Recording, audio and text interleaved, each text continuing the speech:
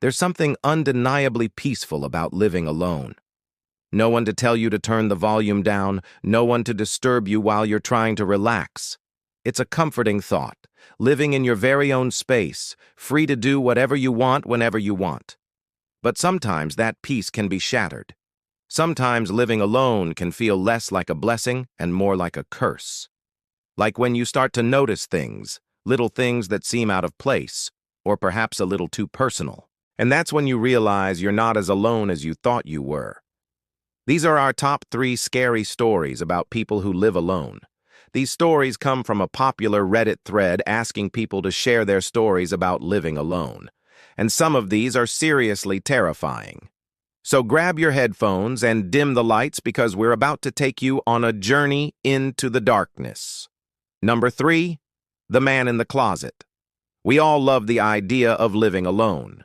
Your own place, your own rules. It's the ultimate symbol of independence. For a 27-year-old woman, moving into her new apartment was a dream come true. Finally, she could escape the chaos of shared housing and enjoy the tranquility of solitude. The apartment wasn't huge, but it was cozy, filled with natural light and humming with the potential for creating her own sanctuary. But within a few weeks, the novelty began to wear off. Her once cherished haven started to feel like a prison. And then, the strange incidents began. First, it was her food disappearing from the fridge. Then her shoes would turn up in odd places. Once she even found the bathroom light on when she was sure she'd switched it off. She laughed it off, blaming her forgetfulness. But a nagging doubt lingered in the back of her mind. Was she really alone in that apartment? One night, as she was scrolling through social media, she heard it. A faint creaking sound from her bedroom closet. Her heart skipped a beat. Slowly, she crept closer, each step echoing her mounting dread. As she reached for the doorknob, a wave of apprehension washed over her. What if it was just her imagination? She took a deep breath, bracing herself for the inevitable disappointment, only to find the closet empty. Relieved but unsettled, she dismissed it as a figment of her overactive imagination. But then it happened again. One night she awoke to the sound of soft breathing coming from the same closet. Panic seized her. Her hands trembled as she grabbed her phone, using its flashlight to peer into the darkness. Each creak of the floorboard, every rustle sent shivers down her spine. Grasping the doorknob, she found it slightly ajar. Her blood ran cold. Summoning all her strength, she flung the door open, but it was empty. Just her clothes, hanging where she'd left them. Determined to uncover the truth, she called the police. They arrived swiftly, their presence a reassuring beacon in her growing terror. As they searched the apartment, she recounted the unsettling events, hoping they would understand her fear. The officers found no sign of forced entry or any intruders.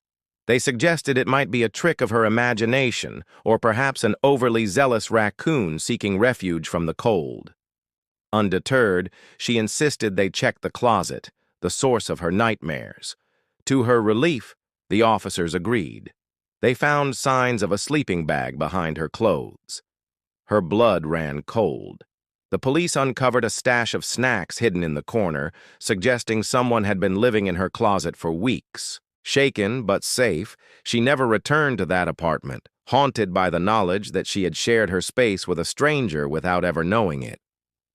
Number 2, the scratching at the window. A young man in his early 20s cherished his independence. Living alone in a ground-floor apartment meant he could come and go as he pleased, indulging in his favorite midnight snacks without bothering anyone. It was perfect. That is, until the scratching began. Every night for a week, he'd hear faint scratching sounds coming from his bedroom window. Initially, he dismissed it, assuming it was just branches scraping against the glass in the wind. However, when he went outside to investigate, he found no such branches.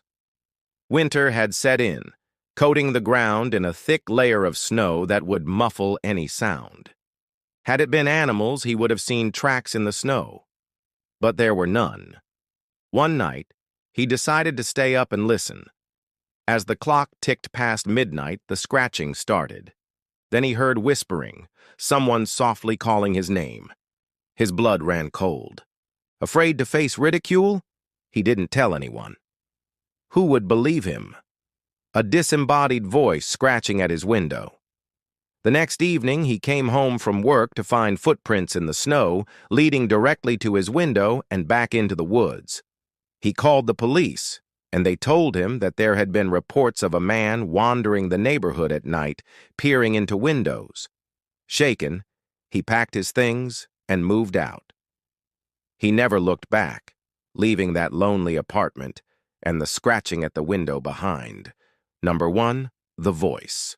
Imagine coming home after a long day, eager to unwind in the quiet solitude of your apartment.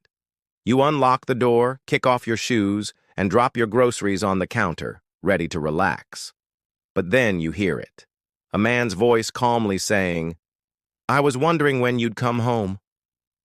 For a woman in her 30s, this became a horrifying reality. Living alone in a seemingly safe and quiet apartment complex, she had enjoyed the comfort and freedom her solitude provided. But then the unsettling incidents began. First, it was the whispers, then the voice. She had just returned from the grocery store, her arms laden with fresh produce and household supplies. Her apartment was silent, or so she thought. As she unlocked the door and stepped inside, a calm male voice echoed through the living room. "I was wondering when you'd be home," it said. Her heart pounded against her ribs, threatening to burst out of her chest. She froze, unsure if she had imagined it. Dismissing it as a trick of her ears, she shook off the unease and started to unload her groceries. But the moment she turned on the television, the voice spoke again.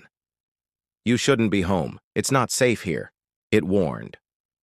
Terror gripping her, she raced to the window and pulled down the blinds, pressing her back against the cool glass. She knew she should call the police, but fear had paralyzed her. Suddenly, the voice chuckled, a low guttural sound that sent shivers down her spine. "They won't help you," it taunted. "You're all alone here." She screamed, a primal sound of fear that echoed through the empty apartment. As she dialed 911, the voice continued to mock her, relishing in her terror. When the police arrived, they found her huddled in a corner, her eyes wide with fear. She recounted the terrifying events, her voice shaking. As the officers searched the apartment, they found nothing out of the ordinary. The voice seemed to have come from nowhere and had vanished. But as they were about to leave, one of the officers noticed a peculiar hatch in the attic above her living room. Upon further inspection, they discovered a ladder leading to a dark opening. With flashlights in hand, they descended into the dusty space. There they found him, a disheveled man with wild eyes. He explained that he had been living in the building and had been sneaking into her apartment when she was away. But it was all just a big misunderstanding, he claimed. He meant her no harm. Relieved but shaken, she pressed charges, ensuring the man was apprehended. But the experience left an indelible mark on her. Every time she entered a dark, empty room, she heard that voice. "I was wondering when you'd come home." And there you have it, folks. 3 terrifying tales of people who learned the hard way that living alone isn't always as peaceful as it seems. Remember, even in the darkest of nights, you're never truly alone. Stay safe and keep your doors locked.